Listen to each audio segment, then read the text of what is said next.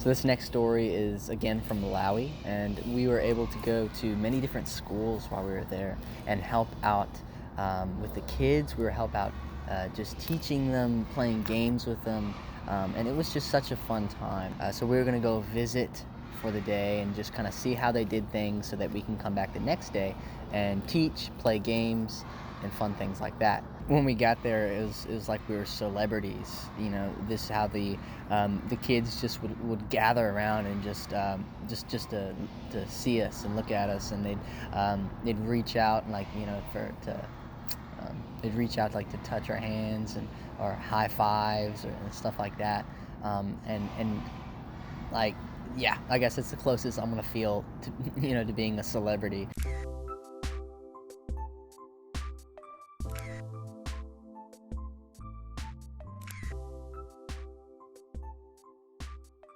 And then after that, the head of the school really felt like we should teach, that day. Like, he wanted us to teach like that day, like right after worship. And I was like, what? Huh? Oh, okay. And then not only that, but we'd be splitting up into pairs. And so there would be, like, no escaping from sharing something. Like, I would have to teach. And anyway, that's what we ultimately decided to do. And so we had about, like, I think we took like 30 minutes time just to prepare. And I was so nervous. I couldn't think of anything either. Like, in the entire 30 minutes, like, all I came up with was like, okay, I'll share my testimony. And then I have no idea what else. Lord help me, because I'm gonna need you. We break up, we go into the different classes. We go into our classroom and go to meet the kids, and I kind of just jump up there and kind of start, and just like, hello, this really awkward, because it's me, and I can be like that. I was just relying on grace the whole time. So I shared my testimony, and it was just a testimony about how I had kind of discovered,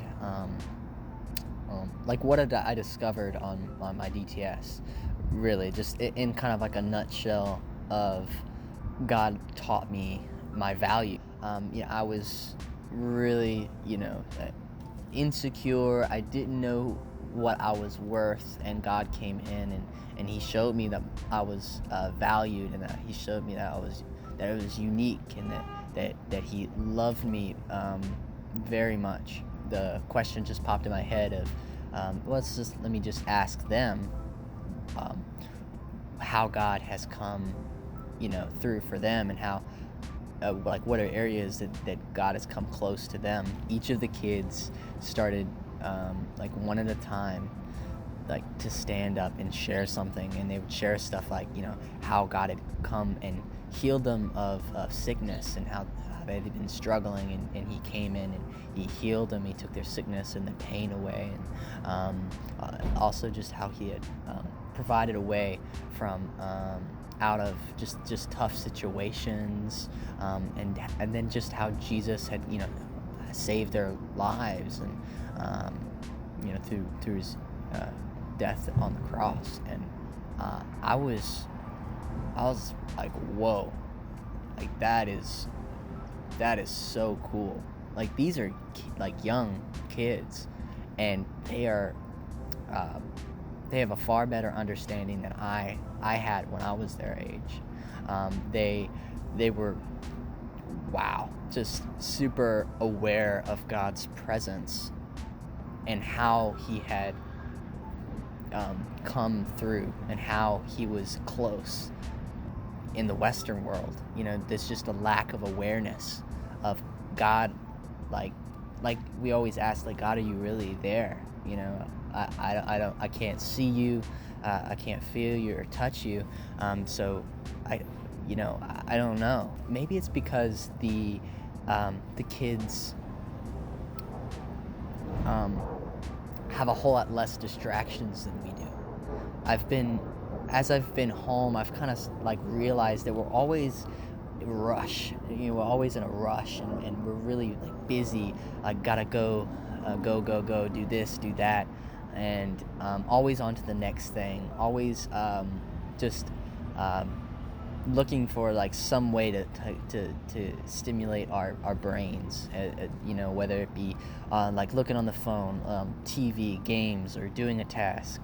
Um, so many things that for them they just don't have.